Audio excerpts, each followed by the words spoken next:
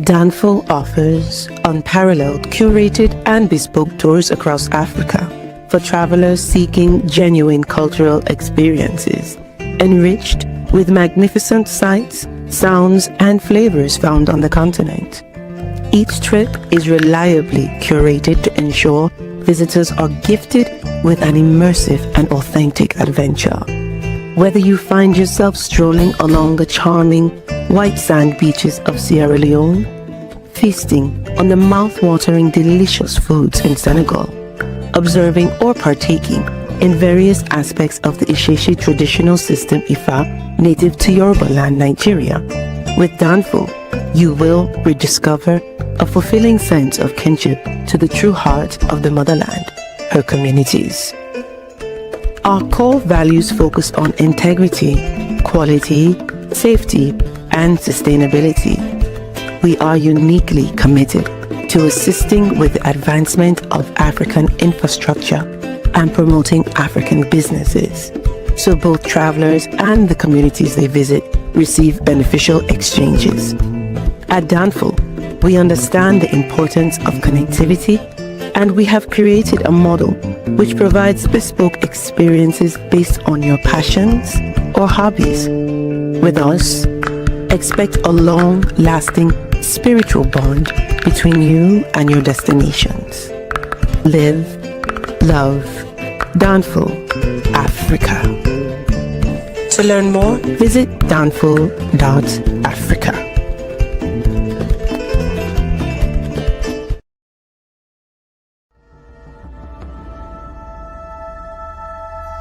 At the Okoli Law Group, we specialize in producing justice. If you or a loved one in the Atlanta metro area is facing serious criminal charges, then you need serious legal representation. The Okoli Law Group is here for you. The Okoli Law Group is here for us. The Okoli Law Group, serious legal representation. Hold on, what's going on my screen? Okay, there we go. Peace, family. We are live again. Dynasty Mirror Search for Huru. Thank you all. Thank you so much for joining. Hit that like button and please hit that like button. Also, make sure you share and make sure you subscribe. I was reading some interesting news, different, completely off topic. You know, I love college football. I played college football for the University of Georgia, ran track, and my second favorite team outside of Georgia, because that's my alma mater. I'm alumni. Is Notre Dame. And Notre Dame did not make the 12-team college football playoffs. So now they're going to take their ball and go home because they're withdrawing their names from any postseason bowl, which is interesting. So they're throwing a big old temper tantrum. And they're going to take the ball and go home, and they're going to end their season, which is interesting. I don't know if the players voted on this in protest for not making the college football playoff. I don't know, but yeah, they're taking the ball and go home. I thought that was interesting. But guys, hit the like button. Make sure you share. Make sure you subscribe. A couple of announcements. Announcement number one: we are rolling. Oops, wrong screen, wrong button. Hold on, went too far. There we go. We are rolling to Cape Town. March 25th through April 2nd, for the Cape Town International Jazz Festival. We are going to have a great time in Cape Town. Just got back from Cape Town a couple weeks ago. Shout out to Darius. That's Darius right there. He joined us in Cape Town. And we had an awesome time in Cape Town. And you guys know I've been very critical when it comes to South Africa, especially the xenophobia towards Nigerian, because I'm Nigerian, amongst many other things. But you know what? Xenophobia is not good, but I like Cape Town. I love Cape Town. Cape Town is a beautiful city. I mean, just look at that. That's in fact, we some of us climbed up that mountain. That's Lion's Head Mountain. We actually climbed up it. A lot of beautiful hiking trails in Cape Town. Then you have the Jazz Festival. Then you have Clifton Beach right here, which is I'm Georgia alumni, baby. SEC champions. And we put foot and belt to ass against them Crimson Tide yesterday. We put foot and belt to ass against those Crimson Tide yesterday. Did we not? Did we not? We put foot and belt to ass against them Crimson Tide yesterday. So yeah, so SC champions, back to back. We in there. So please visit donfo.africa. Again, please visit donfo.africa to learn more. We'll love to host you on one of our trips. So we're going there in March. We're going to Senegal in when are we going to Senegal? May 9th to the 18th. And we're going to Nigeria for the Oshun Festival. That's August 9th through 18th. Then we are rolling to Zanzibar in September. That is for Safari Blue. And I might add Mombasa as well.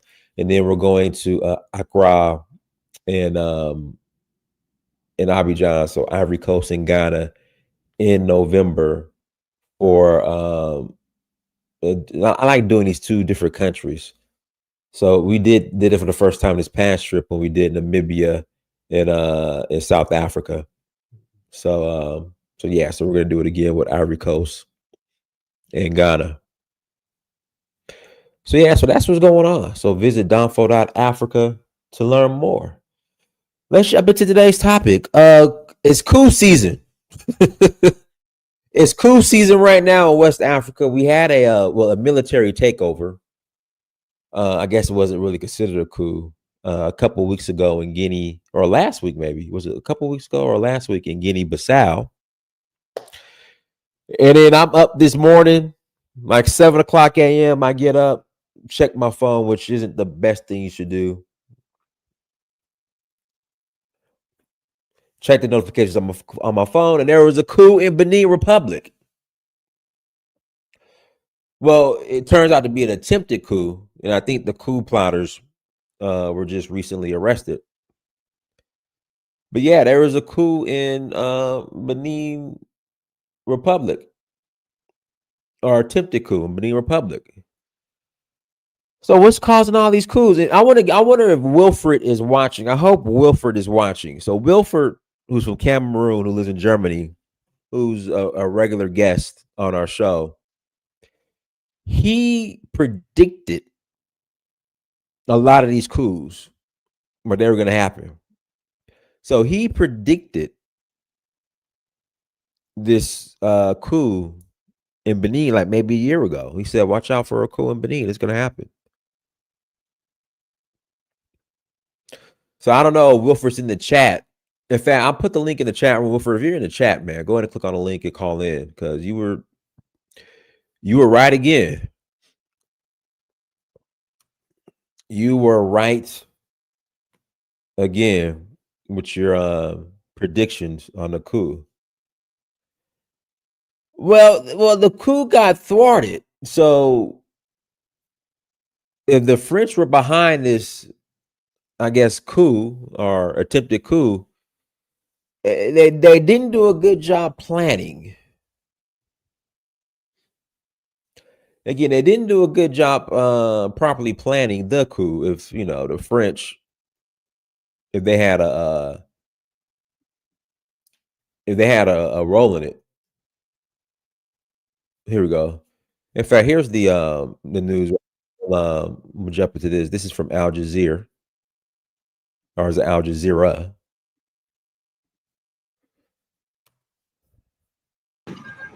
The West African nation of Benin, home to nearly 15 million people, woke on Sunday morning to a declaration of a coup.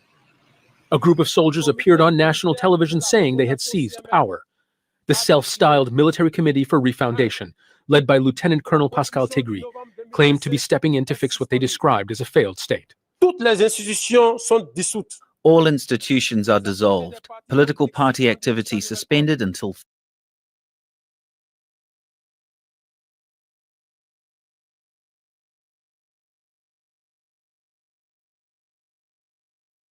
My bad, y'all. I was muted. I was in Benin earlier this year, and from being on the ground and being in Benin, Benin's a very quiet country.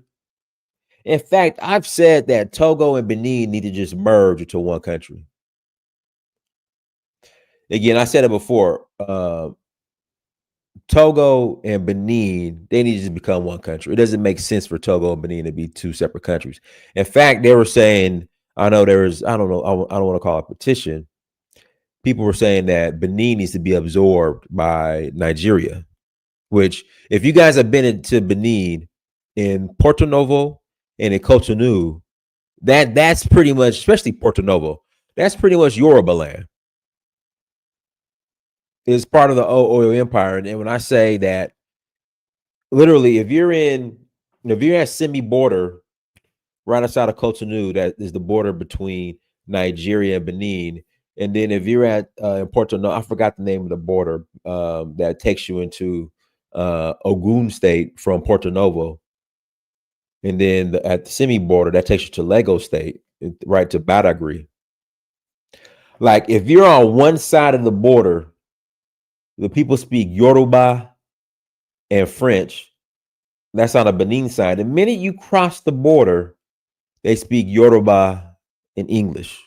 It's like that on both sides. So it's very interesting. And also, too, the border at Niger is also closed. That's closed, though. This is Niger, not Nigeria. The border up north where Niger is closed. And the reason why it's closed is because they just had a terrorist attack. I think it was last year. But then I've also, frequently, a number of times, I've crossed the border between Benin and Togo. I've crossed that border a number of times too. But let's continue. Further notice, Benin's land, sea, and air borders are closed. Actually, what I'm saying is, it's a pretty stable country. Until further notice.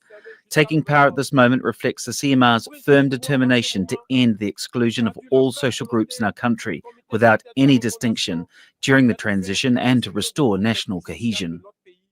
The soldiers accused President Patrice Talon's government of failing to address worsening security threats from armed groups in the north and neglecting fallen soldiers and their families. Gunfire was also reported near Talon's residence in Benin's largest city, Cotonou. But within hours, the Interior Ministry announced the coup had been thwarted and the situation brought under control. Face à cette situation, in response to this situation, Benin's armed forces and their leadership, loyal to their oath, remains committed to Republican values. Their response ensured control of the situation and foiled the attempt. The government also urges the population to continue their activities as usual. Thank you. President Talon's government has been in power for nearly a decade and delivered economic reforms and expanded infrastructure. But critics say political space has tightened. Benefits haven't reached all regions, and security threats are growing. When opposition party discover that the space is getting strong by the day, and they realize that they can't access or capture power through the ballots, then there's a possibility that they reach out to their collaborators within the military to see how they can capture the power through the barrel of gun. McDonough Hyundai is. I'm going to stop. We got Wilford here, so I'm gonna go ahead and tap in. Go ahead, Wilford. Oh, am I live? Yeah, you're live. Oh, hi. How you doing? I'm good, Wilford. Hey, another one of your predictions came true. You said that a coup attempt was going to happen in Benin about a year or so ago, and here we are. Oh, wait a minute. I have to cut my YouTube in the background. 1 second. Sorry. Mm-hmm. All right, we'll wait for Wilford to come back on, but Wilford is he knows when all the coups are going to happen, so. Let's wait for Wilford to come on. Guys, hit the like button again. Please hit that like button. Make sure you share. Make sure you subscribe. Someone in the chat said,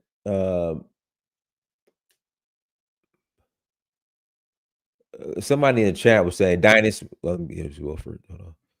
Go ahead, Wilford.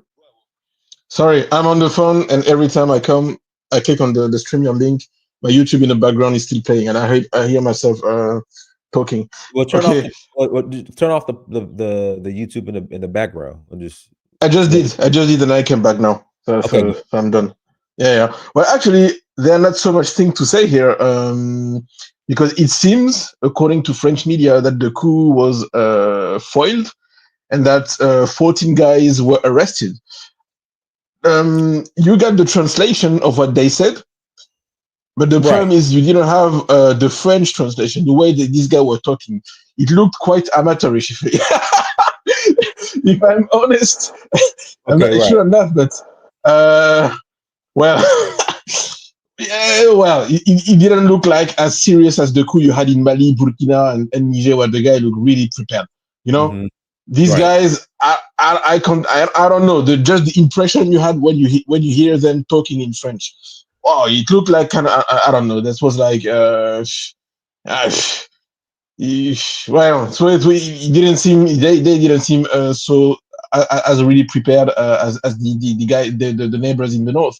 But even though it failed, the tendency is still the same. I told you here in many shows. You asked, okay, where do you think it's going to go? And I told you Benin, Togo, I think would be the next one, right? And you were kind of skeptical because, as you said earlier, currently these are countries where people are they have a really cool demeanor. They're easygoing. They're not the kind of guy shouting or sorry to say that, like Nigerians or Cameroonians. You know, they're not loud and they're very, very, very laid back people. Right. And extremely calm by nature. I know Togolese, I know Beninese. That's the same guys anyway. And you talked about Yorubaland. Yorubaland actually even went as far as Togo because there is a city named Atakpame. It was basically the city, the furthest western city founded by Yorubas at the time. So in the south of Togo, just to say, yeah, I mean, this guy may not be culturally loud and so on, but the suffering is real. And I even saw someone in the chat saying that it is well run. Well, you have the proof it's not. It's extremely corrupt. And I'm sorry, I already told it once to you. Well, you also said the same thing, but it's like Côte d'Ivoire. If you come as a foreigner, even though I've never been there, but I mean, that's the fact, right? Okay, with euros or dollars, you can have an extremely good time. There are very good hotels and resorts where you can have fun. If you're a foreigner, it's also easy to get access to some to the highest stratification of the society. So you can invest easily and so on. So it's going to be fine for you. But the problem that I have with many people in the diaspora, especially the non-French diaspora, is that they only see the glowing faces of these regimes, and they think that because this regime welcomed them there to invest, that everything's fine. It's not the case at all. People suffer. The overwhelming majority of the people out there suffer. And this coup, when these guys may not have been prepared very good, they may not have been as eloquent as and charismatic as the neighbors in the north, but what they said reflected what I've just said. And it may have it may was thwarted this time, but I'm telling you, and I've been telling you guys in this show, in 10 to 15 years, ECOWAS is dead because the French regimes are going to fall down one after the others. It's only a question of time. This time it didn't work. Next time it's going to work. Mm-hmm. Wilfred, let me ask you. So there were reports, in fact, Nigeria flew a fighter jet over Benin. Now, somebody said they dropped the bomb, which I haven't got any reports from that, official reports from that. Do you think Nigeria dropped the bomb? But they did fly a fighter jet over. What I think happened in that case is that Talon, I mean, the France-Afrique is absolutely terrified to have another coup. But as I said, even though it didn't work this time, it's only a question of time until it works. The reason being, the population is exceeded with France-Afrique. So even though you can militarily maintain such a regime, it's only going to hold a limited amount of time. And I don't want to bother people, but you always have to look at demographics. This country have 60-70% of population that is young. They are tired of being tired or living under these regimes. As for Nigeria, well, Patrice Talon, you can be sure, he called the French to come at his rescue. And Nigeria also, I mean, you see Tinubu literally every fucking month in France. This guy is a puppet. So what do you expect? Of course, he doesn't want the Benin to fall down, because from a Nigerian perspective, Cameroon doesn't belong to ECOWAS, but Benin does. And if Benin falls, Nigeria is isolated, geographically speaking. It would be a discontinuity, a territorial discontinuity between Nigeria and the rest of ECOWAS. So of course, I think Nigeria intervened in in order to prevent Talon to fall. You also have to know that there are French soldiers in Benin, very probably, and there are also some Rwandese mercenaries that Patrice Talon hired to protect himself. So you can be sure, and also Ivory Coast, I'm pretty sure, there are also French soldiers in Ivory Coast, I'm pretty sure they also intervene. They're in the region. That's interesting. So, let me read this super chat real quick. JC Inc., thank you for 499 holla. What's up, Diners? Thank you for 499 holla. All right, go ahead, Wilford. No, that's what I wanted to say, basically. You can be sure that if the coup was thwarted, it was thanks to exterior forces. I'm pretty sure.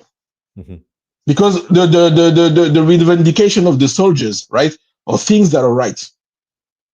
Oh, by the way, the guys who was told to be the head, the leader of this coup, his name was Pascal Tigris, if I'm not mistaken. There is another video that ran in the social media where the guy appeared. He's one of the guys who was in the video where they talk from the head of the national television. And basically, there's a video where this guy is alone and talks and warns friends not to intervene and to let Beninese people basically solve these problems alone. But I don't think it happened. I'm pretty sure there is I'm sorry, I'm a French citizen, but I know how the government works, right? France-Afrique is alive. It's like you as an American, right? It's not because you're American that you agree with everything the government does. And well, that's the same case here. And I'm pretty sure they intervened 100%. I can't imagine they didn't. Like in Madagascar, right? Or in Guinea-Bissau. Right. Sorry, French government is always behind this. They always save their dictators. Mbalo was exfiltrated by France. The guy in Madagascar, Joelina, was also exfiltrated by France. And I saw today that the president of Madagascar, the new one, right? the guy who... Here we go. 1 second. Nigerian Air Force from nearby Lagos conducted an airstrike towards the escape path of the coup plotters. So they did. I guess they did bomb. I'm sorry. I'm not surprised by this because, yeah, they like Anglophone countries, especially Nigeria's, are not in the even in the population. I'm sorry to be straightforward. The revolutionary spirits that animates Francophones, I don't see it in the Anglophones, especially Nigerians. So the government's a reflection of this. And Tinubu, as I said, is likely every month in France. He's Macron's bestie, right? And you shouldn't expect anything better from this guy. So yeah, of course they did. So Wilford, you said you think Togo's next. No, the problem in Togo is a very complicated situation. Because in Togo, as I told you last time that I was there, it was last week, I don't remember. But there was a French media named Jeune Afrique that conducted polls in some countries in the region in order to assess what's the popular support for the AES. And I told you that in Togo, it was above 70%, right? So the population wants to join the AES. And I already told you once that the foreign minister named, what's his name again? I forgot it. Anyway, but the foreign minister on public television said himself, before these polls were conducted actually, that 70% of the population, where the assessment was right, wants Togo to join the AES. But the problem is that Togo, the regime, is actually a dynasty. The guy, Fornia Singbe, inherited the power from his father. And he's illegitimate. Right? The same thing happening in Côte d'Ivoire. So officially these are democracies that are not democracies, right? So the guy knows that if given the opportunity, the people will kick him out. So what he did is, when there were problems with the AES, he basically allowed the AES, knowing that the AES doesn't have an access to the coast, to use his port. And it was actually in the time where the AES refused to now use the port of Benin. That's why Benin has lots of problems. You don't see it, but they have problems. Because the AES doesn't have an access to the coast, so it has to use ports from coastal countries. And these countries, of course, get fees. You know what I mean? And given that the AES stopped using the port of Benin, Benin had lots of problems. And then Togo, in a slick move, basically proposed to open its ports of Lomé instead, right? So by doing so, it basically helped the AES a lot. And in other stuff, basically, Faure Gnassingbé, the president of Togo, is also trying to make mediation between the AES country and ECOWAS. So, for instance, there's a reason why when Ibrahim Traoré made the second coup, because the first coup, I remember there was two coups in Burkina. The first coup was done by a dude named Andri Sandaogo Damiba, who then showed his true face. So he was also part of France-Afrique. And then Ibrahim Traoré had to make the second coup. Yeah, that was revolutionary, right? And the guy Damiba, when he fled, right, Togo basically made a mediation to allow him to come safely to Togo and not threaten the Burkina Faso anymore, right? So Togo is basically a place where the regime is illegitimate. It knows the sense of history. It knows that as soon as the people get the opportunity, it's going to get kicked out. And he's trying to still stay in power by shifting to the AES. And by the way, now that we're talking about Togo, it was last week, I think, or the week before, I can't remember, but the Togolese president went to Russia, and he basically signed some strategic alliances, allowing Russians to also use the ports of Lomé in order to conduct business. And it is basically a move that positioned Togo straight in the straight line to the AES. So basically now, if Russia wants to deliver anything to the AES, it can go through Togo, right, to the north. So this guy is basically playing, I don't know how to say it in English. He's playing in both sides, right? But it's not gonna work. He's gonna fall down too. It's like in Chad. Same thing. So every coup, basically, because that was the title, and then I let other people speak. Every coup has to be analyzed in regards of the situation, the geopolitical situation in the country it happens. Wilfred, so Guinea-Bissau, it was totally different. Wilfred, last question. So I know the election in Benin is next year. Is Kemi Seba, is he still running, or have you been keeping up with Kemi? Actually, he was prevented from running. That's right. Did they strip his citizenship in Benin or something crazy like that? Okay. No, but with what happened today, I think something is going to happen to him. I think Patrice Talon is going to use the opportunity to say, oh, see, Kemi Seba said in the social media that he was for the coup, so he's a traitor and we got to arrest him or something like this. I'm pretty sure it's coming. But no, it was prevented. And by the way, he prevented, like in Senegal, officially these are democracies and Western countries are going to describe them as such. And you're going to have some people who are going to come and say, hey, everything's fine in the country because, of course, all foreigners can do whatever they want there. But it is not. And actually, most of the opposition parties were prevented from running. Right. And Patrice Talon already has his successor. Can't remember his name. And he said, this guy is going to run for me. So you see, I'm not making a third term like Ouattara, unconstitutional, but actually it's exactly the same thing. So no, Kemi Seba was preventing from running because if he would run, if he could run, he would win. And Kemi Seba, you mustn't forget, he was straightforward. He already said, if I win, I am going to make Benin go to the AES. Period. There is he's not hiding anything. So Let me pass the mic to JA. Go ahead, JA. Unmute yourself. Hey, good day. Can you hear me fine? Yeah, I hear you. Go ahead. I had a question for the brother. The AS. When he says the AS, what is he talking about? I don't know if I'm Talking missing of it. the AS is basically a French what's the English for that? I forget.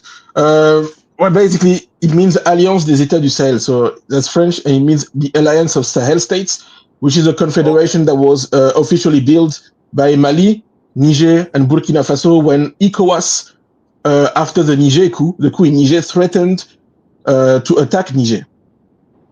Okay. And then another question I had was in the West Africa or in Africa, how many states are French or members of the AS or speak French or francophone countries? Like, I don't know if you can name them all or what, but Actually, so there is an organization. Burkina Faso is in it, right? Actually, Togo is in it. there is a West African organization, political organization named ECOWAS, and ECOWAS. yeah, most of the countries there are actually francophones.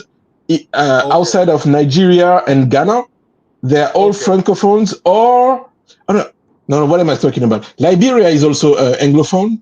Right. Sierra Leone too. So 4 countries: Sierra Leone, Liberia, Ghana, and Nigeria are anglophones, and there is Guinea-Bissau and Capo Verde that are actually Portuguese-speaking officially. Oh, and the Gambia is Okay. also francophone, anglophone. Sorry, I even forget about it. Okay. So 5 countries, and there were Okay. I can't remember 15 countries, but the countries of the AES, by creating the AES, they basically left the ECOWAS bloc. Oh, I see. Okay. Yeah, I mean, I agree with. I mean, I can't say I agree, but you sound like you kind of know. You have some good information. I was kind of agreeing with what you said on the fact that when people go to some of these states and they have money, they can really live or experience something different, Hey, compared to guys, the real people quick, that live there. if I can interject real quick, yeah. So it's definitely confirmed. Nigerian Air Force conducts precision airstrikes fleeing Benin coup plotters. Yeah. So go ahead, Jay. I feel like that's a factor, that when you leave a country where you have money or whatever, you even take money there, you can really do a lot in a place that is somewhat economically depressed. And so I agree with your statement on that. I don't know if I agree with the fact that it's outside forces necessarily fomenting or causing the coups to happen. I think it's the internal politics of the country, and then the external politics or external forces might support um, people that they think are best for their interest. But it's the internal divisions within the country that really lead to the issue of the coups. And I don't know if you ever heard of a book called How Civil Wars Start.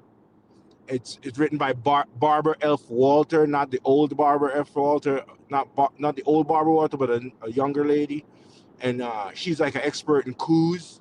And if you go through that book, you kind of see some of the things that lead to that outcome, of coups in countries. So I agree with you on the money. If you have money and you go to these places, you can really do a lot. You can really maybe even make a lot. Especially if the state is backing you in some way. But I don't think it's necessarily external forces that cause the issues.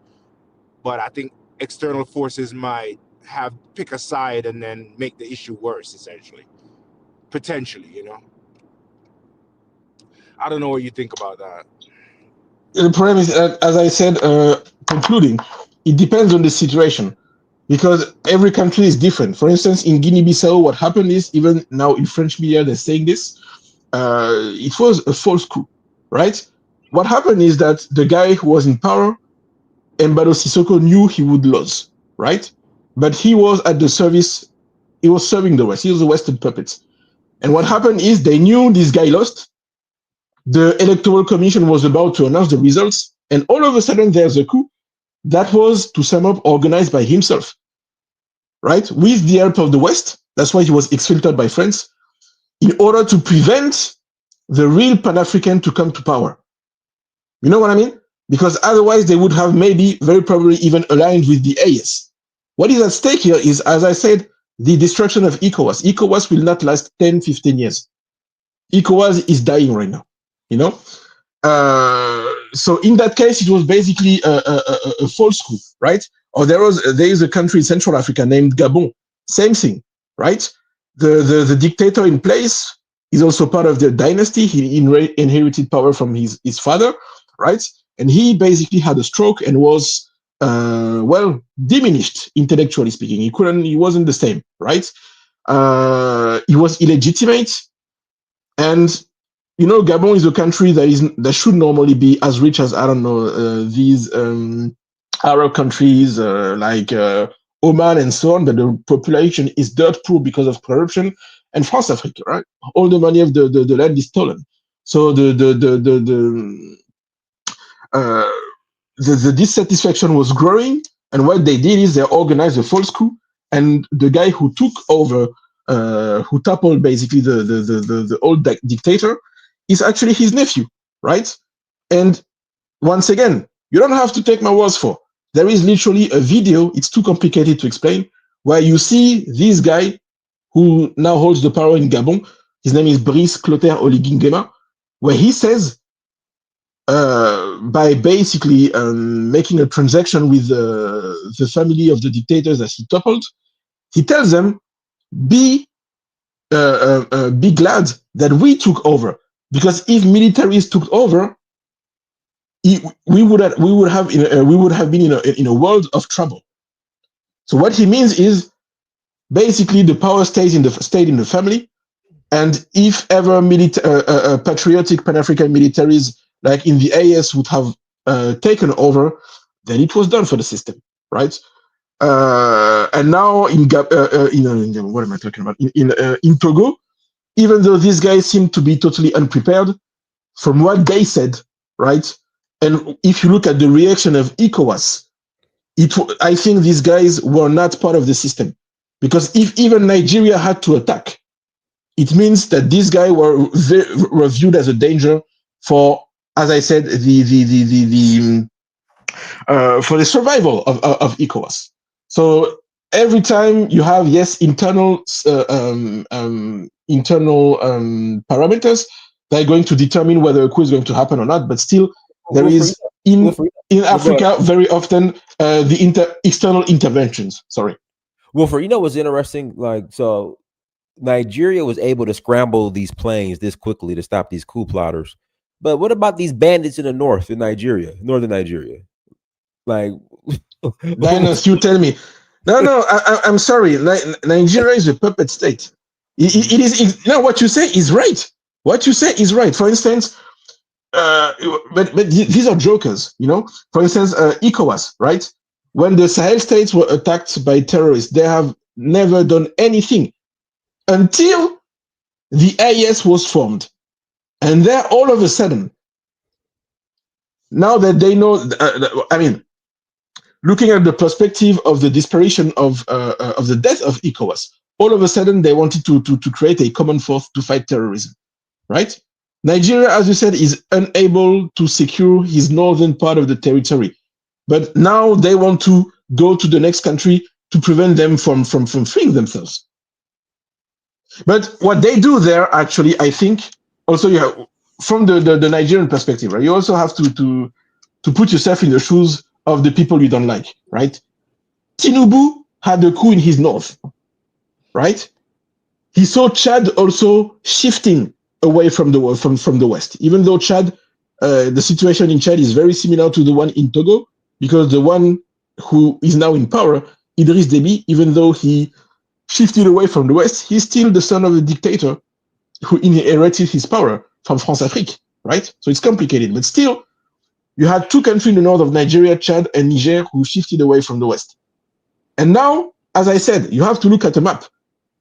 If Nigeria, if Benin, right, was now part of the Pan-African Revolution, then it would mean that Nigeria wouldn't have a territorial continuity with ECOWAS anymore. It would be cut from ECOWAS, right? Plus, it would give some bad ideas to some Nigerians in Nigeria. Because I know some Nigerians here. No fucking body. I never seen any single Nigerian being for Tinubu. I don't know you, Dinus. I know some that voted for him. I know a lot that voted for him this past election. I know a lot. So then we don't have the same kind of Nigeria. But I must say, now that you said that most of those that I know are Igbo. Maybe that's why, because they were for Peter Obi. Yeah, that's why. Okay. That's why. But the problem being a question, brother. Well, Jay, let me pass the mic to Casanova. Casanova, go ahead, Casanova. Cool. Peace. Thanks, Dinus, for allowing me on the platform. I had a few things to add. This situation in Benin is really interesting because I feel like it is a homegrown movement, like a grassroots movement. I remember reading a few articles a couple years back about some Benin soldiermen that were killed on the border, the northern border. Nigeria, yeah. Mm-hmm. Yeah, I know that's a really protected area because it's like there's a lot of endemic species there. Like that's like one of the last areas that still contains the West African. Yeah, they have was it a rainforest? Is it a rainforest? They have it's like national preserve there. Yeah, it's right. Like there's a national park. A national park. It's a national park. Yeah, so they got the last West African lions over in Benin, and so they protected a lot. And I think the terrorists leave a lot of like bombs and like mines. So a few of the National Guardsmen were killed by mines, and I think this is just a homegrown movement that plans to link up with AES, like Wilfred said. And I think that I really hope it is successful, but it sounded like it's not. But I don't know. I feel like the information that France is putting out, it could be capped too. Like they could just be trying to stay ahead of this thing until they can get it under control. There's no confirmation really right now. You're absolutely right. It's successful because then this would give the AES access to a port. And I would really like to see what they could do with access to a port, considering all of those countries are landlocked. That's all I have to say. Bro, you're absolutely right. I've been saying in the show several times, in previous show, right? That's what I told Dinus.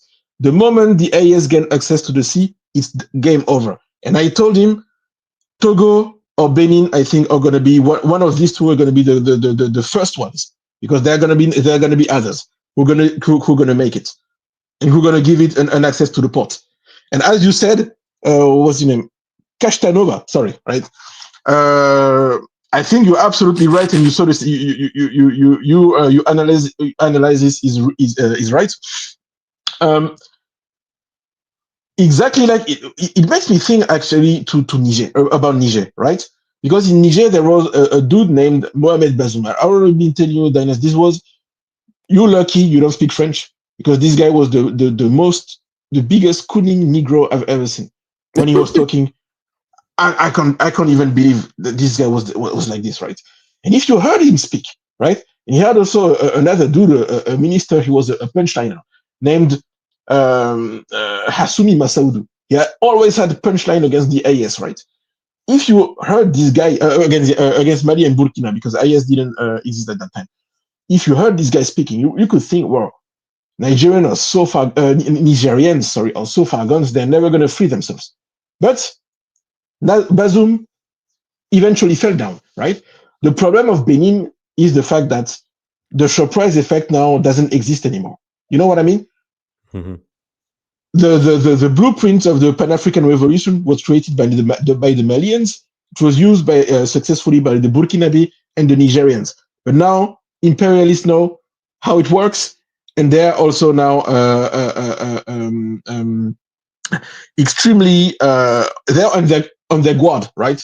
They're ready to intervene in order to prevent it from happening. But as this guy said previously, and that's the first time I ever heard that from an English speaker. So I'm glad that the information circulates.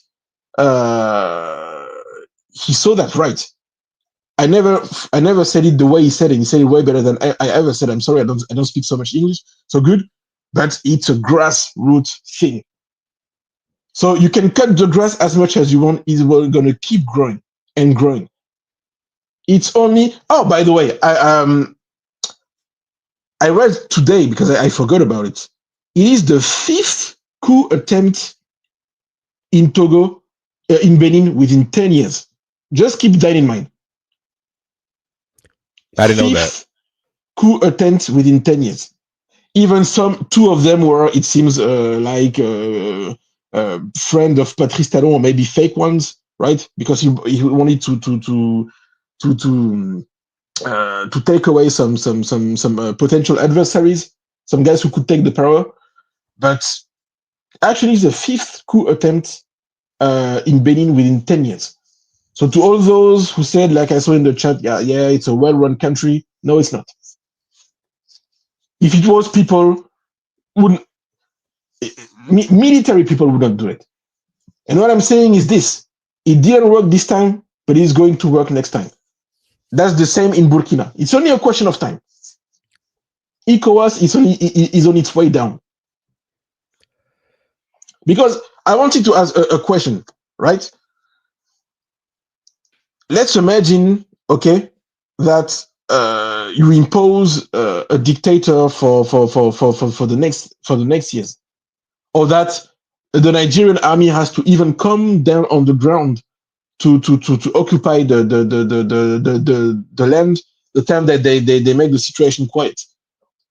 At some point, how do you do if the population is against you? It can't last forever. Hey, Wilford, what's the situation in Senegal right now? Senegal. I'm not an expert on Senegal, but the thing is, I think in Senegal what's going on is that there is a problem between Diomaye Faye and Sonko, and they're trying to make as if nothing happened. But as far as I understood, Diomaye Faye fired some people, some of the people in the government that Sonko, that were basically close to Sonko, in order to put his own people, right? And well, it seems that Sonko also, it has to be said, I think it lies in the personal relationship, because Sonko should have been the one who should be president today, right? If the system was right, Macky Sall should have let him run, right? And that prevented him from running, right? So Sonko should have been the president. Sonko is basically the one who is Diomaye Faye's big brother, if you want, right? And I think that he still has difficulties to accept that Diomaye Faye is now the president. You know what I mean? There are frictions because of this. Sonko basically wants to be the boss instead of the boss himself, who is now Diomaye Faye, and it creates problems. Also, from what I got, when Diomaye Faye basically accepted to take in the first place Embalo Sissoko, who was couped or toppled, in Guinea-Bissau, Sonko made a speech in order to condemn this publicly. So you can see that there are tensions between the two. Now, how far it's going to go, I don't know. Because to be honest, I'm not very interested in what's going on in Senegal, because, you know. Hey, if you guys don't know, I was in an attempted coup in Sierra Leone back in November 2023. There was an attempted coup in Sierra Leone, so they had us on lockdown for like 2-3 days. It was interesting, but like you said, well, for some of these coups, I think are just poorly planned. I mean, from what I saw, right, actually, most of them were very good planned, but either they were reactionary coups, like in Guinea-Bissau or in Gabon or in Guinea-Conakry. And let's not forget him, Guinea-Conakry, Doumbouya. This guy is a CIA asset. So either they were so reactionary like these three, or they were revolutionary like in Mali, Burkina, and Niger. But this time, however, in Togo, really, I can only say it because of the way this guy was speaking or talking on the French television. They didn't look like people who were very well prepared, to be honest. I think what they wanted to do is to declare that they took over the power and that the rest of the military followed them. But I don't know enough at this point to tell you anything. Because as the guy previously said, and he's right, there are basically two versions of what happened that are now running in the internet. When you go to French medias or even German medias here, I saw it, or basically mainstream medias, they're telling you that the coup was the coup was thwarted. I can even read now Patrice Talon, it seems, talk to say that that they were successful by thwarting the coup, right?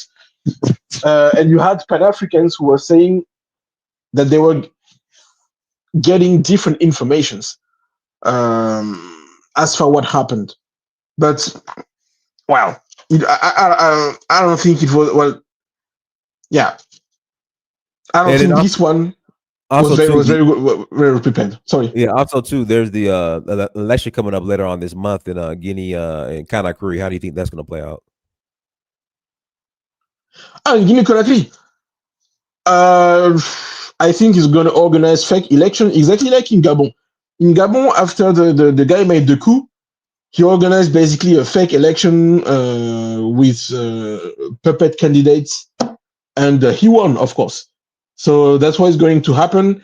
And then he's going to be able to say, see, I may have made a coup, but I organized a democratic election and I won. So now I'm legitimate. So that's what's going to go on in Guinea Conakry.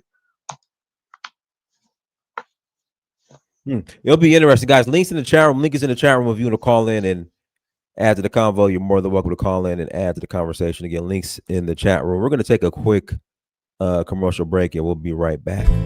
Danfo offers unparalleled, curated, and bespoke tours across Africa for travelers seeking genuine cultural experiences, enriched with magnificent sights, sounds, and flavors found on the continent. Each trip is reliably curated to ensure visitors are gifted with an immersive and authentic adventure. Whether you find yourself strolling along the charming white sand beaches of Sierra Leone, feasting on the mouth-watering delicious foods in Senegal, observing or partaking in various aspects of the Isheshe traditional system Ifa native to Yoruba land, Nigeria, with Danfo, you will rediscover a fulfilling sense of kinship to the true heart of the motherland, her communities. Our core values focus on integrity, quality, safety, and sustainability. We are uniquely committed to assisting with the advancement of African infrastructure and promoting African businesses, so both travelers and the communities they visit receive beneficial exchanges. At Danfo, we understand the importance of connectivity, and we have created a model which provides bespoke experiences based on your passions or hobbies. With us, expect a long-lasting spiritual bond between you and your destinations. Live, love, Danfo, Africa. To learn more, visit danfo.africa.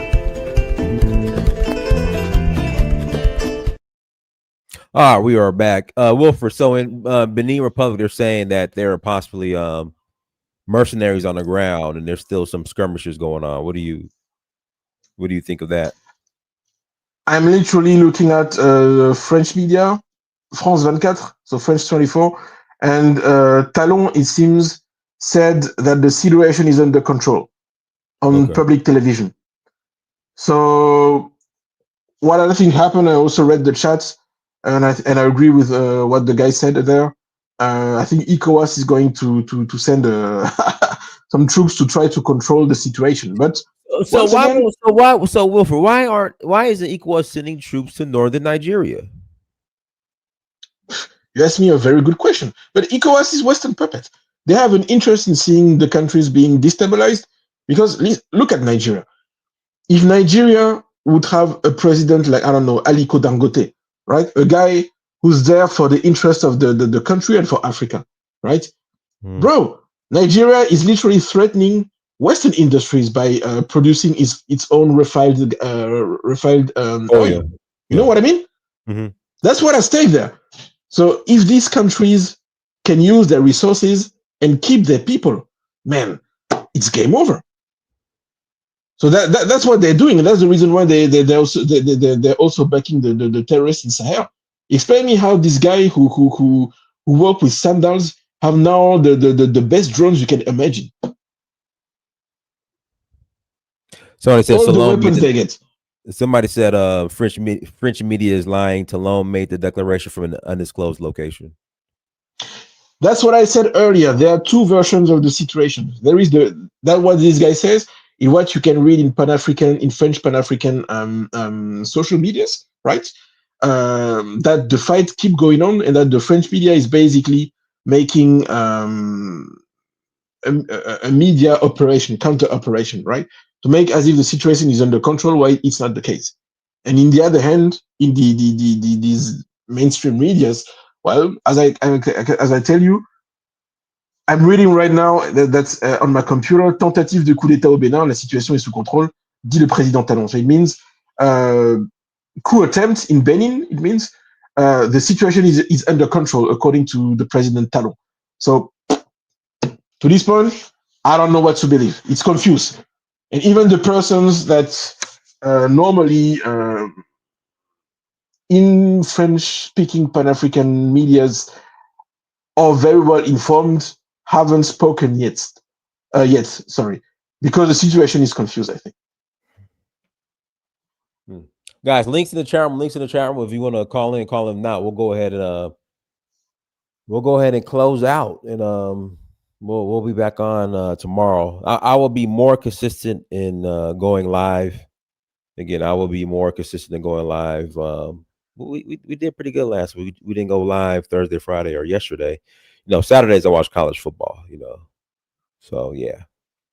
But guys, links in the chat room if you want to call in after the conversation. You can. JA, your devices is not connected. So I don't know what's going on with that.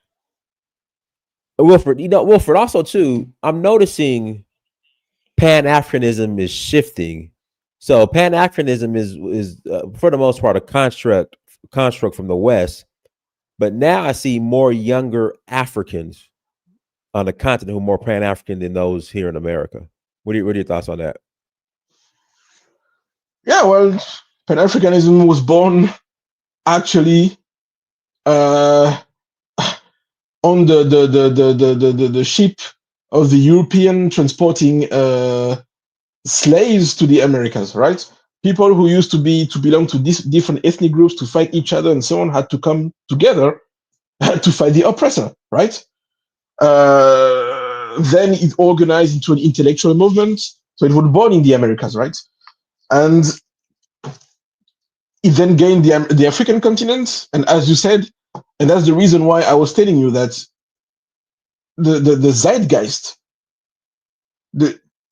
combined to the demographics, right, make me think and affirm that this Pan-African revolution you're seeing is a tsunami you can't reverse, right? Because as you rightfully said, and as I've been saying in the show for ages now, the younger generation in most of Francophone countries, at least, are like literally 90% Pan-African, right? And it's because of the work, and I repeat it, because we have to give credit to who deserve it, from people like Kemi Seba, especially.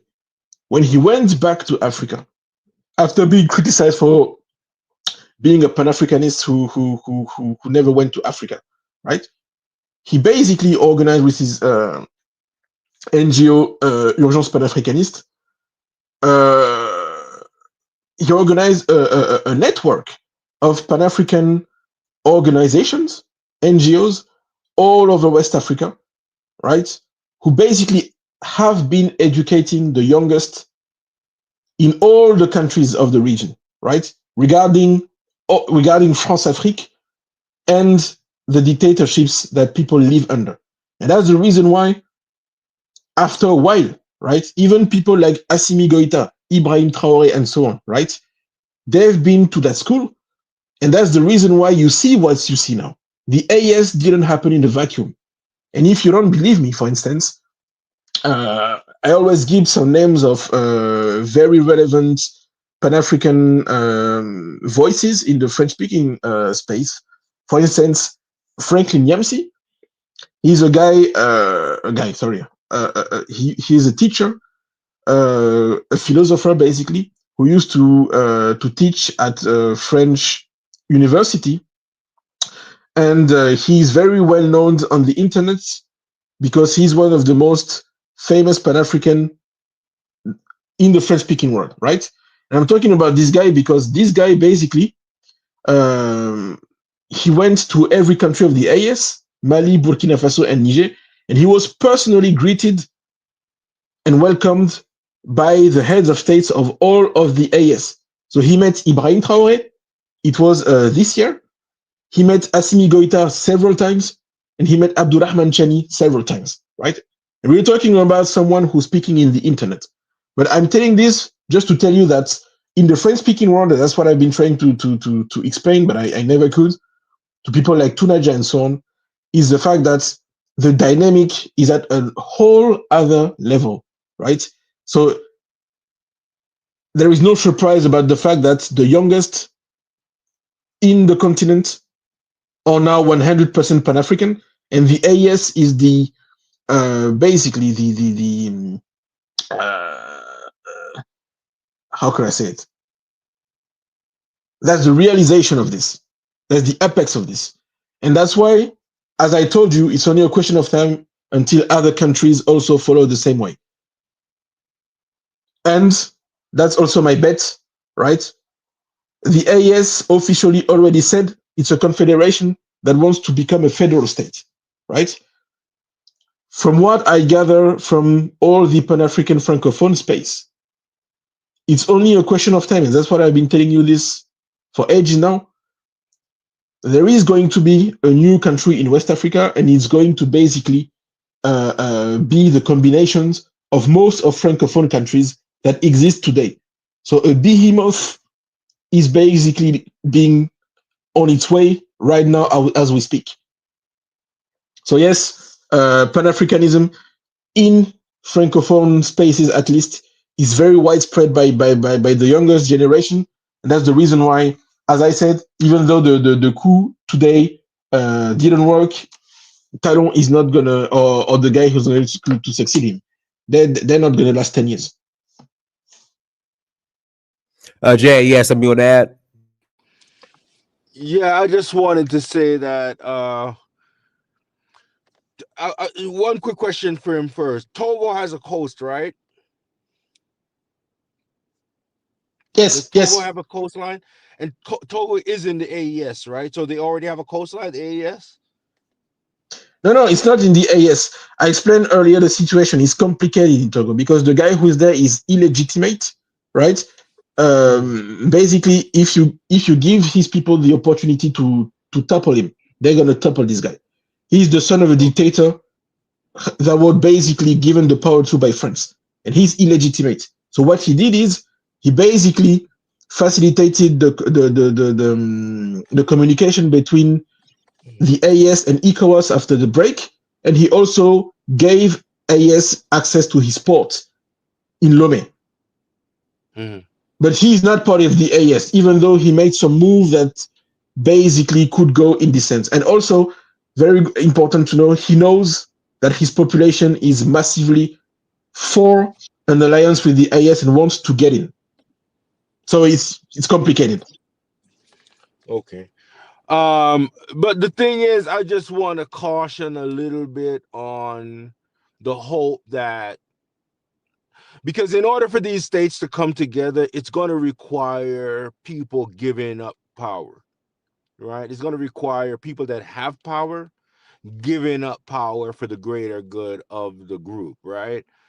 And it's going to require them to have some assurances that when they do give up power, they won't end up losing too much, right? And so it's going to be difficult, I believe, to have that happen.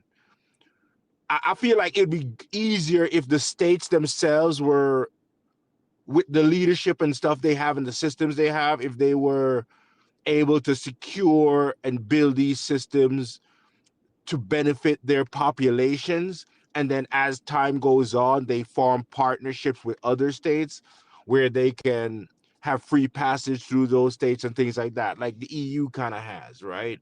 Where if you're an EU member, you can kind of passage through any state and you get, you know, certain tax benefits or certain business rights and things like that, kind of like America has it in a sense too, right?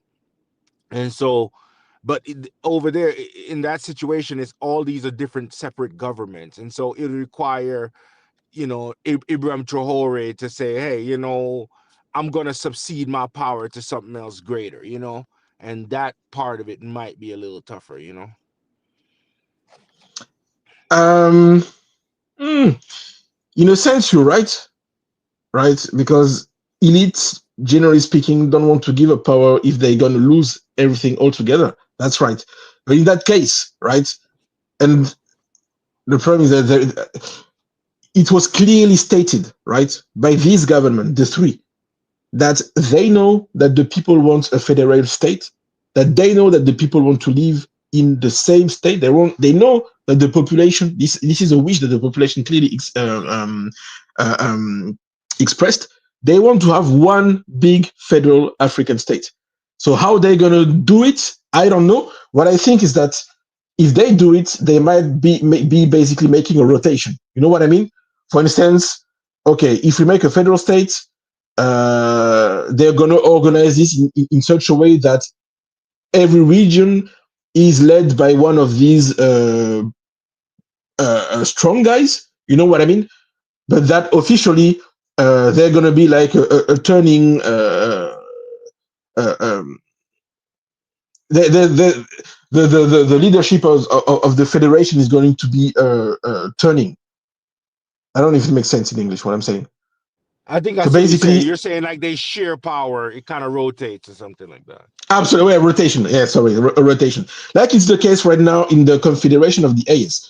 The chef of the Confederation of the AS is officially now the General Assimi Goita, because he's the one who began with the revolution. But then they're going to rotate, and it's going to be then Traoré and then Tiani at some point. But about this, I'm quite confident because they know it. And by the way, but the problem is that these are things that we do not see as a normal citizen. They're working hard. I repeat, very hard to harmonize everything, because there used to be separate countries with separate administrations and so on. And now there is, even if I'm not mistaken, a parliament for the AS. So basically, what they're doing is that they are merging the three systems in one. But it takes time. It takes time. And I think that for the case where the federation should happen, I don't think they're going to fight, because they know something: the people will not tolerate it.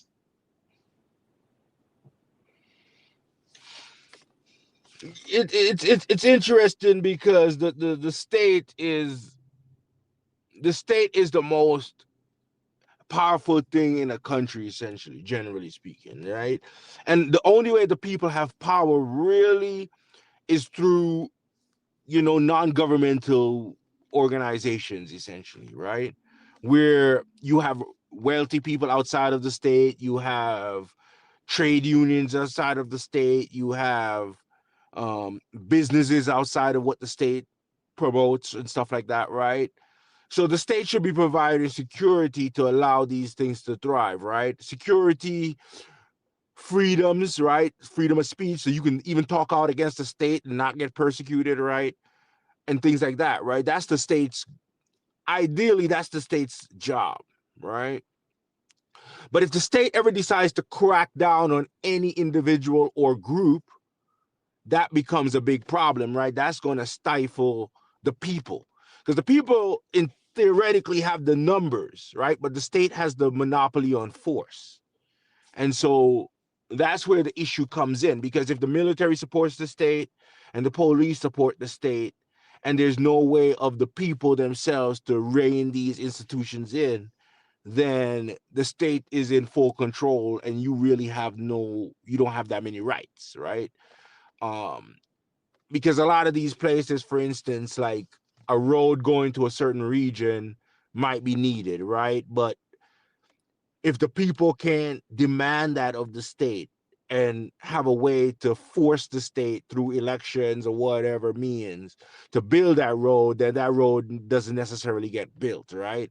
And so some of these places, that's what I'm saying. To me, I'm not poo-pooing it totally. I would like to see it happen, because the ideals of Pan-Africanism are great, but in reality, in a way, you got to start small.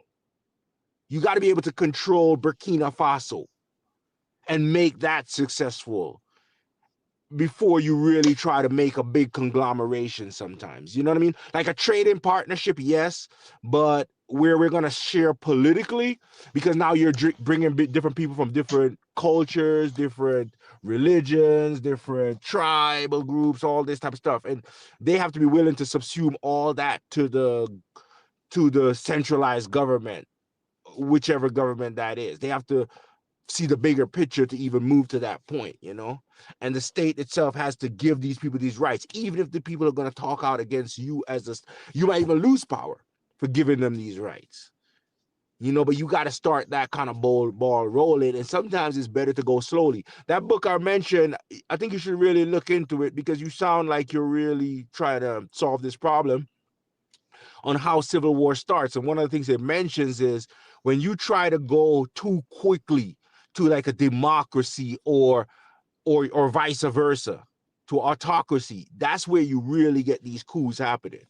You know, if you're a democracy or you're a strong going autocracy, then you're fine. If you're in that middle ground, that's where the issues come in. And a lot of times issues come in when a group that has power loses power or thinks they're going to lose power, and they have no means of going through an election or something like that. They feel like it's the end of the road. Like there's not an election that's going to keep their power. There's not a state that's going to help them to keep power, stuff like that. And so they lash out and they cause these insurrections and these type of things, you know what I mean? And so that's what I was going to ask you about Gabon. You said they went through a coup.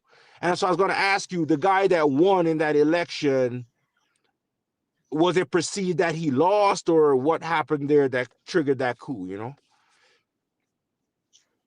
As I explained, in Gabon, there was basically a dictator named Omar Bongo, and Omar Bongo died, and his son basically took over the power.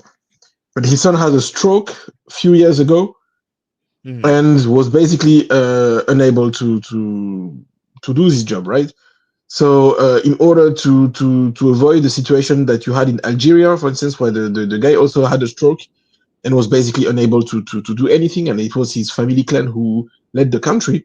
So what they did is they organized a coup in order to allow one of his nephew to take over, and that's what happened. The name of the guy who took over is Brice Clotaire Oligui, and he's basically the as I said, the nephew of the toppled dictator, and nothing changed. Basically, that's it.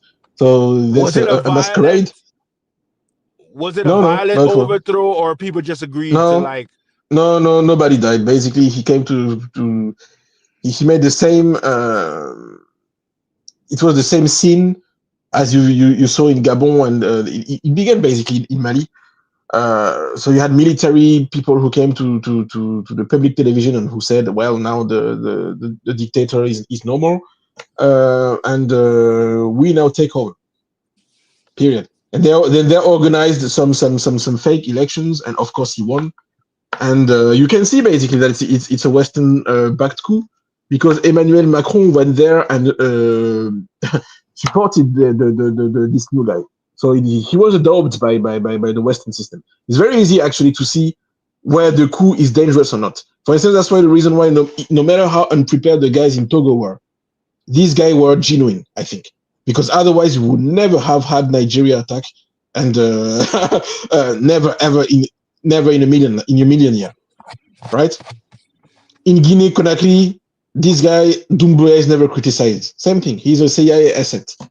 In Guinea-Bissau, when it happened, ECOWAS, well, just had a soft reaction condemning the coup. They knew it was fake, right?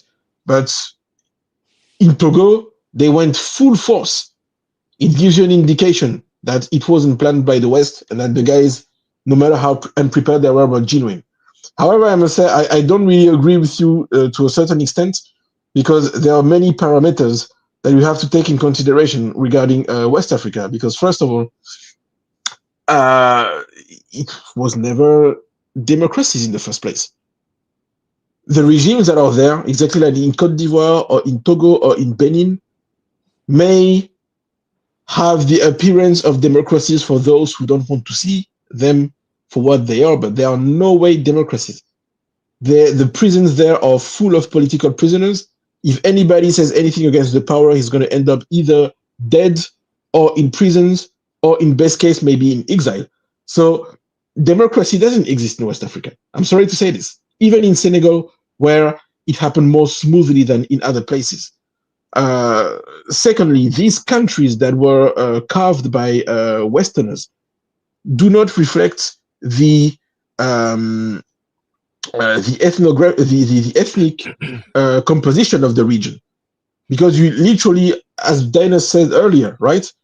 If you cross the border between Benin and Nigeria, you get the same people, and it's exactly the same in Burkina and Mali. It's a continuum, and you also should take in consideration the fact that in this very region, it is the region in Africa where you had in the history the biggest empires that happened to be multi-ethnic.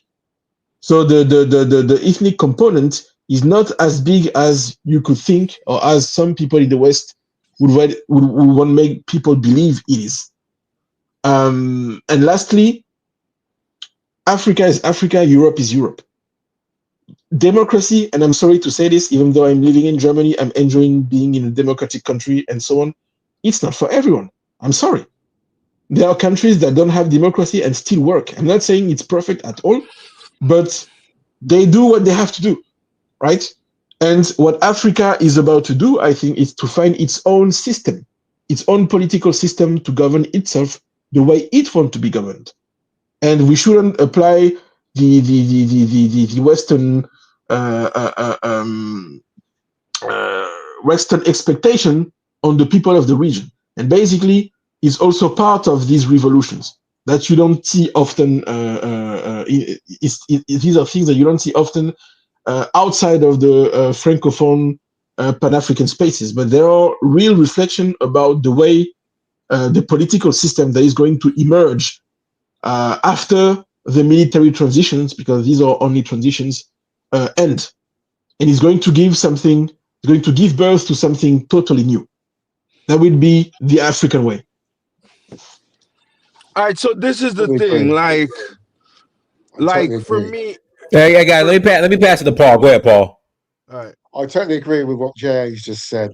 Africa needs to find its own type of governance, its own type of way, an African way. It needs to. Don't try and emulate anyone else. I would recommend that you would emulate China in the way that does things, but not emulate completely the Chinese way. But like I said, JA is on the right. He's talking sense.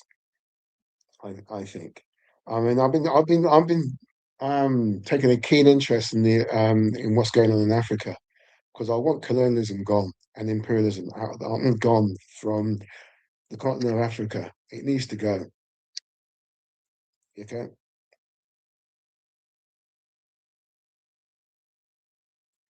Along with capitalism as well. Okay. That's all I'm going to say on that. Okay. Yeah. I've no more to say. Yeah. All I'm here to do is ask questions because I need to know more. Yeah. Guys, links in the chat room. Links in the chat room. If you guys want to add to the conversation, you can. Please click on the link in the chat room. Wilfred, in the chat room, a convoy belonging to the Nigerian military has crossed into Benin after Benin government requested help. Well, as I said earlier, I'm not surprised, but you know what makes me think about it, right? Made me think about countries like Afghanistan, for instance, right? Where the Americans have been for 20 years and eventually had to leave in kind of in a ridiculous way. Even though Nigeria helps, the Nigerian government helps to maintain Patrice Talon and his acolytes in Benin, it's not going to last forever. These guys are going to go. These guys are going to go. And all Nigeria is doing by doing so is that it's degrading even more its reputation in the region. Period. That's it. Because as you said, these guys are prompt to go to Benin to help a dictator maintain himself and his system, right? You know, and his fake elections where he basically prevented the whole opposition to take part. Mm-hmm. And they're doing nothing in the north of Nigeria to fight Boko Haram. Come on now, Nigeria. Sorry, not Nigerian people, but the Nigerian government. No, and I have to remind people, exactly, man, the Niger. Oh God. Sometimes I stumble upon some Nigerian channels in YouTube. I'm really so disappointed. But what did I want to say? Yeah, but may I ask him, have you been following a guy called David Hoodian? Yeah, I saw him in some media. This guy is on point every time. He's a very well informed English-speaking guy. He's a guy I follow on when it comes to West Africa and Nigeria in particular, because he's been exiled. Yeah, I saw that. Of course. Yeah. This guy is speaking truth. Oh yeah. Truth, yes. Oh yeah. There are also another. There was also another scholar that I very regularly follow. His name is the Dr. Gerald Horn. And he always on point. Always on point when it comes to francophone points. I never saw this guy say. Dr. Gerald Sorry, I Board didn't. of Black Liberation Media and the Black. I think it's called the Black. Can't remember what it's called. I'll find out for you in a minute. Yeah, but Dr. Horn and this guy David Ondeyun, yeah, these are two guys in the Anglophone world who Black Power Media or something like this. I think that's the what you mean, right? I'll find out for you in a minute who the other guys you can follow. There's a guy he's doing good work on Sudan as well. What's going on in there, that part of the world? Well, when it comes to Africa and anyway geopolitics, I never heard the Dr. Horn being wrong. To be honest, on anything, that's a boss. Yeah. I'll find out. But yeah, Nigeria. I don't know how it's going to turn out, but the reputation of Nigeria, is going to go down the toilets. It's done. First, Tinubu was the one who led the threat to attack Niger, and now they're attacking Benin, bro. In the francophone space, at least, I'm telling you, it's done. Nigeria was already 6 feet under, but now it's done, definitely done. And but thankfully, the population knows that it's not Nigerians the problem; these are the elites. I repeat it, right? Because do you know the Black Agenda report? No. Yeah, follow them as well. They're good. They're from America as well. Yeah. Okay. Yeah. Can you tell what you're saying, Wilfred? Sorry to interrupt you. Yeah. No problem. I'm not. I mean, I don't have anything else to say. By the way, I don't know. Except if you have question, I don't know. Can. Oh, but by the way, are you Nigerian or Paul or? British, but of Caribbean descent, Jamaican descent. Okay. Interesting. Yeah. Interesting. But I also want the Caribbean to be free of imperialism as well. The whole world, if possible. Yeah. Bro, you gave us the Haitian Revolution and Marcus Garvey. Thanks. Yeah. God, Marcus Garvey. But Yeah. isn't the president of Nigeria or the prime minister of Nigeria a CIA asset? From what I've been told, he's an asset of the Well, CIA. that's the story that circulates. But it seems that Tinubu used to be named. Well, his name officially now Yeah, is the CIA asset. Ahmed Bola Tinubu.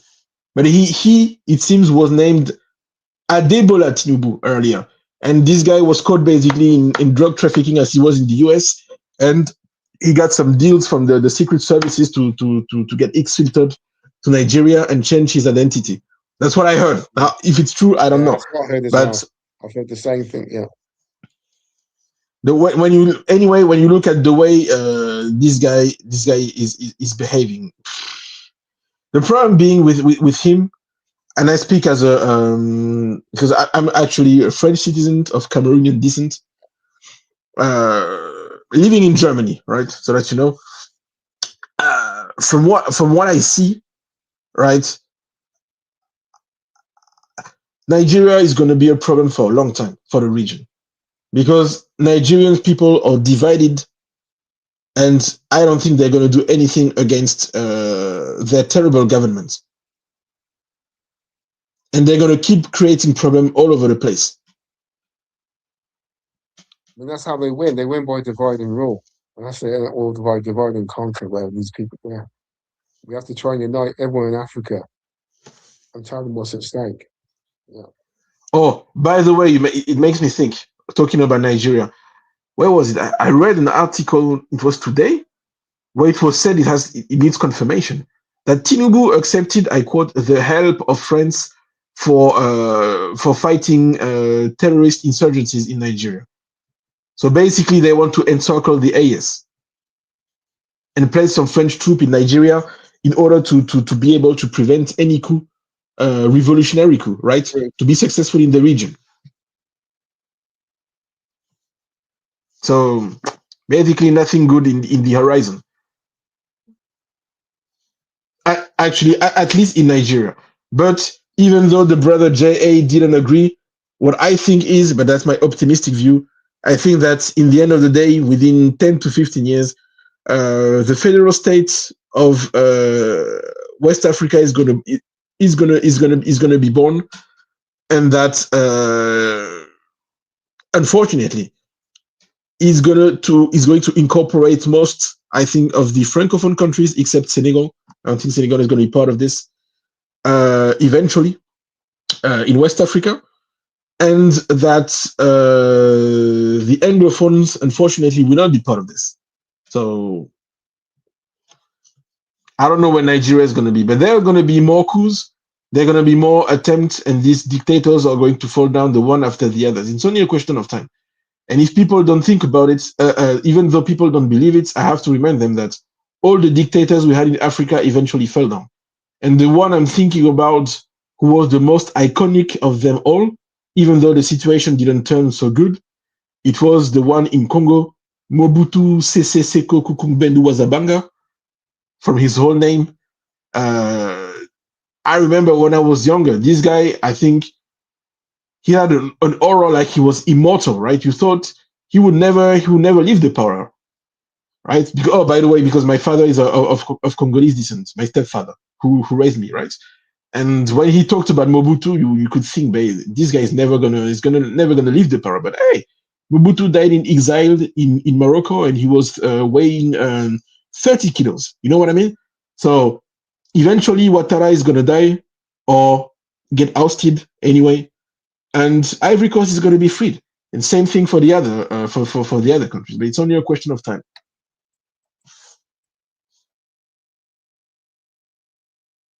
All right, guys. With that, Paul, you have anything else you want to add? If not, we'll close out. No, I got nothing to add. I'm just going to take my leave and say thank you for having me on. Thanks very much. I've got to go. No problem, man. Everybody, thank you so much for joining. Like, share, subscribe. But till next time, family, Dynasty Mirror Search for Huru. Peace. Danful offers unparalleled, curated, and bespoke tours across Africa for travelers seeking genuine cultural experiences, enriched with magnificent sights, sounds, and flavors found on the continent. Each trip is reliably curated to ensure visitors are gifted with an immersive and authentic adventure. Whether you find yourself strolling along the charming white sand beaches of Sierra Leone, feasting on the mouth-watering delicious foods in Senegal, observing or partaking in various aspects of the Isheshe traditional system Ifa native to Yoruba land, Nigeria, with Danful, you will rediscover a fulfilling sense of kinship to the true heart of the motherland, her communities. Our core values focus on integrity, quality, safety, and sustainability.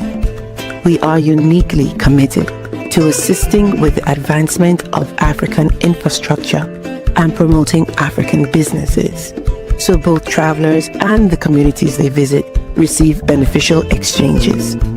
At Danful, we understand the importance of connectivity, and we have created a model which provides bespoke experiences based on your passions or hobbies. With us, expect a long-lasting spiritual bond between you and your destinations. Live, love, Danful, Africa. To learn more, visit danful.africa.